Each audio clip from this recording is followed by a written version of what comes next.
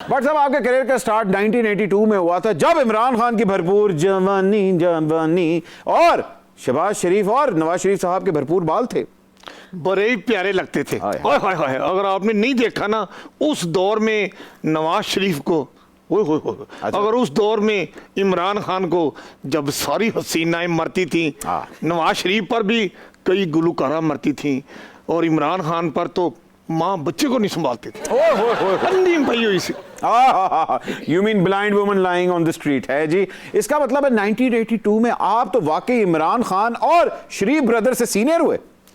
देखिए जी, senior junior कोई नहीं होता प्रोफेशन में, बस जिसको अल्लाह ताला इज्जत दे वही सीनियर होता है। क्या? लेकिन सच्ची बात मैं आपको बताऊं, नवाज शरीफ साहब की जो भरपूर जवानी थी, सियासत में जो उनका रोल था, इमरान खान साहब एज ए प्लेयर। अच्छा, नवाज शरीफ साहब का क्या रोल था? Egg roll? वो सूबाई वजीर खजाना होते थे। आए वहां होते थे, इसलिए तो खजाने खाली हो गए हैं। आपका मतलब है कि वो साथ ले गए थे? मेरा ख्याल है कि वो साथ लेके वापस आके फिर साथ ले गए थे। आना जाना लगा रहता है, आना जाना लगा ये रहता है। बात किसी को ना बताना। नहीं, किसी को नहीं बताएंगे। सेंसर, आवाज हल्की कर ले। बट साहब आपको तो याद होगा कि 1985 में जो नॉन पार्टी इलेक्शंस हुए थे, वहीं से हमारी जो प्राइम अभी आपको पॉलिटिशियन नजर आ रहे हैं, उनका जन्म वहीं से हुआ था।